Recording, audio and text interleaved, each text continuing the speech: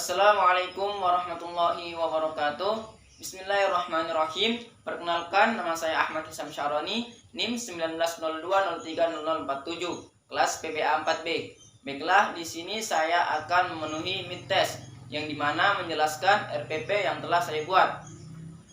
Pada kesempatan kali ini, saya akan menjelaskan materi yang berkaitan dengan keseimbangan lingkungan, limbah, dan daur ulang. Syukron. Wassalamualaikum warahmatullahi wabarakatuh. Assalamualaikum warahmatullahi wabarakatuh. Selamat pagi, salam sejahtera bagi kita semua. Om Swastiastu. Baiklah, bagaimana kabar kalian semua? Syukur jika semuanya telah baik-baik saja. Baiklah, pada pertemuan yang terakhir ini, yaitu di penghujung semester 2, kita akan membahas materi yang berkaitan dengan keseimbangan lingkungan, limbah, dan daur ulang. Baiklah, namun sebelum kita memulai pelajaran kita, marilah kita sama-sama berdoa sesuai kepercayaan dan keyakinan kita masing-masing, agar pembelajaran kita berjalan dengan lancar dari awal hingga akhir. Berdoa dimulai. Selesai. Baiklah, langsung saja kita masuk kepada pembahasan, karena kita akan melakukan sebuah diskusi. Jadi sebelum diskusi kita mulai, saya akan membacakan beberapa materi-materi yang berkaitan dengan diskusi kita pada kesempatan kali ini. Baiklah, keseimbangan lingkungan, limbah, dan daur ulang. Jadi perlu kita ketahui bahwasanya lingkungan adalah kombinasi antara kondisi fisik yang mencakup keadaan sumber daya alam seperti tanah, air, flora dan fauna, dan lain-lain sebagainya. Kemudian dengan kelembagaan manusia meliputi keputusan dalam menjaga ataupun memanfaatkan sumber daya alam tersebut. Jadi lingkungan itu merupakan kombinasi antara kondisi fisik dan keputusan manusia dalam menggunakan ataupun menjaga sumber daya alam yang telah Tuhan berikan kepada kita. Kemudian yang kedua yaitu keseimbangan lingkungan adalah kemampuan lingkungan untuk mengatasi gangguan atau tekanan yang timbul dari alam maupun aktivitas manusia, serta kemampuan lingkungan untuk menjaga kestabilan kehidupan di dalamnya. Jadi keseimbangan lingkungan adalah upaya bagaimana caranya kita untuk menyeimbangkan lingkungan tersebut akibat tekanan dan ulah-ulah manusia, agar kiranya tidak terjadi rusaknya sebuah lingkungan tersebut. Kemudian selanjutnya yaitu faktor penyebab perubahan lingkungan, yang dimana faktor ini juga terjadi di Indonesia, yaitu negara kita tercinta. Faktor-faktor tersebut yaitu dibagi menjadi dua. Yang pertama, faktor alam. Jadi faktor tersebut disebabkan oleh alam itu sendiri, yang dimana meliputi gempa bumi, kemudian gunung meletus, banjir, tanah longsor, angin puting beliung, dan faktor-faktor alam lainnya. Kemudian yang kedua yaitu faktor manusia. Faktor manusia ini disebabkan oleh ulah tangan manusia itu sendiri, seperti pembakaran dan penebangan hutan secara liar tanpa ada izin dari pemerintah. Kemudian pemukiman dan pembangunan industri yang ilegal, penambangan liar, dan lain-lain sebagainya. Dan masih banyak lagi contoh-contoh lain dari faktor alam maupun faktor dari manusia itu sendiri. Kemudian yang keempat yaitu adalah berubahnya tatanan lingkungan akibat kegiatan manusia atau proses alam. Dampak pencemaran lingkungan adalah merusak berbagai ekosistem di air, tanah, serta di udara. Menipisnya lubang ozon menimbulkan penyakit kulit dan lain-lain sebagainya. Kemudian limbah. Limbah adalah bahan pembuangan tidak terpakai yang berdampak negatif bagi masyarakat jika tidak dikelola dengan baik. Jadi limbah itu adalah bahan yang tidak terpakai atau bahan bekas penggunaan dari pabrik misalnya, atau dari rumah tangga. Itu jika tidak digunakan dengan baik, maka akan berdampak negatif bagi masyarakat dan sekitarnya. Limbah ini juga dibagi menjadi atas 3 bagian. Yang pertama, limbah organik. Limbah organik adalah limbah yang berasal dari makhluk hidup alami dan sifatnya mudah membusuk dan terurai. Contohnya tulang hewan, tulang manusia, kulit kayu, kotoran hewan, dan lain-lain sebagainya. Dan ini, limbah organik ini bisa kita manfaatkan untuk digunakan sebagai pupuk misalnya. Jadi adanya manfaat dari limbah tersebut. Kemudian yang kedua yaitu limbah anorganik.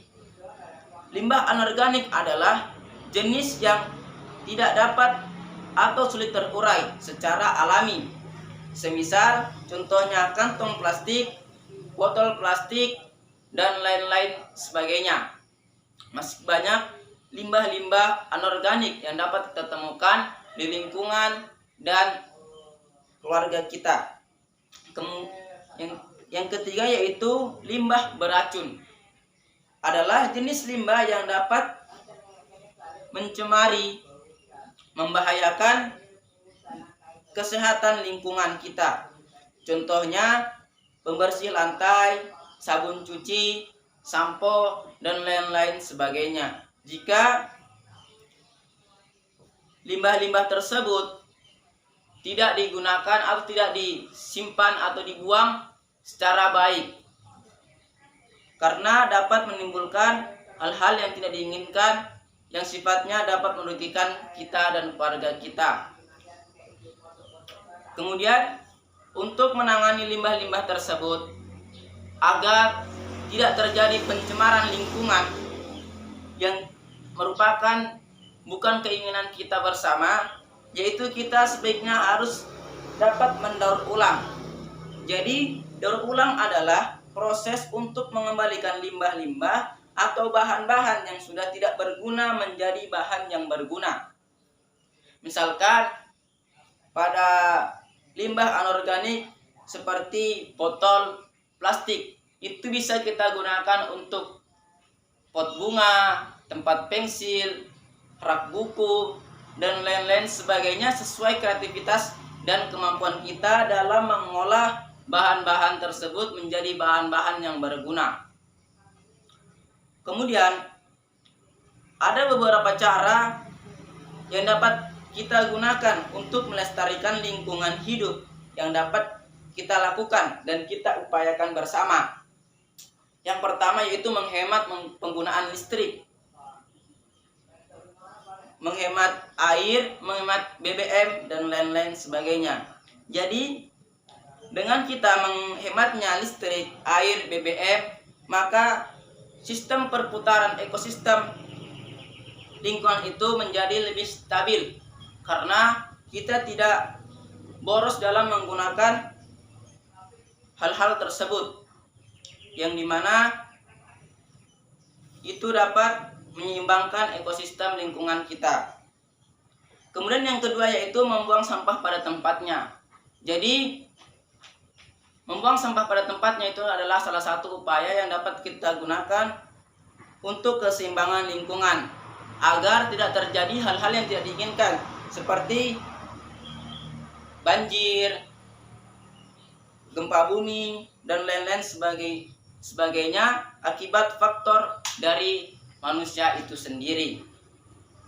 Kemudian memanfaatkan bahan-bahan hasil daur ulang. Jadi hasil-hasil dari bahan-bahan yang tidak terpakai itu yang telah kita daur ulang, yaitu dapat kita manfaatkan kembali sebagai bahan-bahan kebutuhan kita, bahan-bahan pelengkap kita dalam menjalani kehidupan ini. Misalkan daripada kita membeli tempat pensil, kita bisa membuatnya sendiri dengan bahan-bahan yang tidak terpakai tersebut. Kita bisa membuat kreativitas dan inovatif kita sesuai kemampuan kita. Misalkan pot bunga, daripada beli 50.000, 100.000, 200.000, lebih baik kita membuatnya dengan menggunakan botol-botol bekas dan mengubahnya menjadi sebuah karya yang menarik, sehingga barang-barang yang tidak terpakai tersebut dapat dimanfaatkan kembali dan menarik minat masyarakat, sehingga barang-barang yang terbuang tersebut dapat digunakan kembali untuk menciptakan keseimbangan kelestarian lingkungan tersebut. Jadi dengan adanya upaya kita dalam menjaga melestarikan lingkungan hidup ini, berarti kita telah menghargai dan mampu mensyukuri kenikmatan-kenikmatan yang Tuhan telah berikan kepada kita. Mungkin itulah materi kita pada pertemuan kali ini. Jadi saya akan memberikan beberapa contoh gambar yang dimana merupakan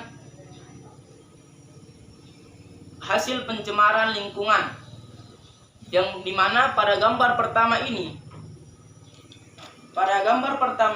itu adalah pembuangan sampah sembarangan, yang dimana pembuangan sampah ini dapat mencemari lingkungan dan membuat kita tidak nyaman dalam melaksanakan aktivitas kegiatan kita sehari-hari. Kemudian pada gambar yang kedua ini merupakan pembuangan limbah yang secara sembarangan, yang dimana dapat menimbulkan tidak ketenangan kita dalam menjalani aktivitas kehidupan kita sehari-hari. Kemudian asap pabrik, yaitu dapat mencemari udara yang dapat memberikan dampak negatif bagi kita, yaitu berupa karbon dioksida yang berlebihan, sehingga membuat udara menjadi beracun. Kemudian di sini yaitu tanah tandus akibat pembuangan bekas-bekas sabun yang sembarangan, karena dalam sabun-sabun tersebut mendapat bahan-bahan kimia yang dapat merusak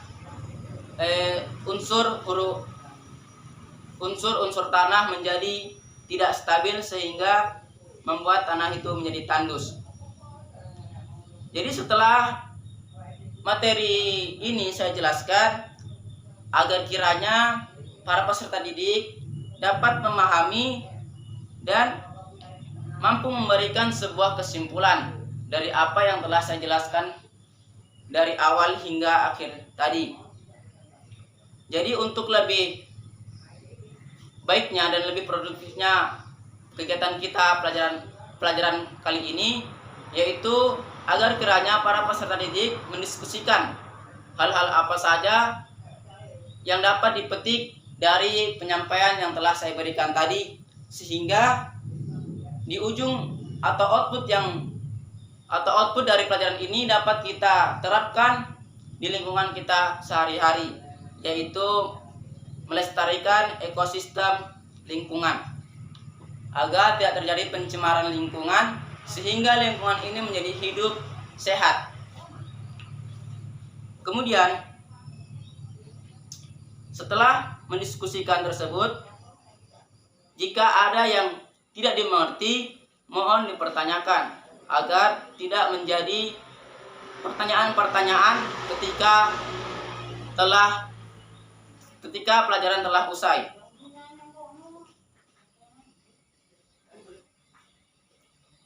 Baiklah, mungkin itu saja pelajaran atau materi kita pada pertemuan kali ini. Jadi sebagai kesimpulan adalah, marilah kita sama-sama menjaga keseimbangan lingkungan ini dengan tidak mencemari lingkungan tersebut akibat ulah kita sendiri. Jadi kita harus pandai-pandai mengkondisikan lingkungan dan cara kita dalam menggunakan sumber daya alam yang Tuhan telah berikan kepada kita. Salah satunya kita dengan menghemat air, BBM, membuang sampah pada tempatnya, dan mendaur ulang limbah-limbah yang dapat dimanfaatkan kembali, sehingga ekosistem atau keseimbangan lingkungan ini dapat terjaga, sehingga tidak terjadi kerusakan-kerusakan lingkungan di mana-mana, dan kita dapat hidup sehat sebagaimana mestinya. Mungkin kita terima kasih atas kesempatan yang telah diberikan. Kita akan bertemu di kemudian hari. Mungkin cukup sekian yang dapat saya sampaikan. Namun sebelum saya tutup, sebaiknya gunakanlah masker pada dalam melakukan kegiatan kita sehari-hari, karena pada hari ini dan telah berlalu bertahun-tahun kemudian wabah pandemi ini. Jadi kita jangan lupa menggunakan masker agar kita dapat terhindar dari wabah penyakit, sehingga kita dapat melestarikan dan menjaga lingkungan kita. Syukran. Wassalamualaikum warahmatullahi wabarakatuh.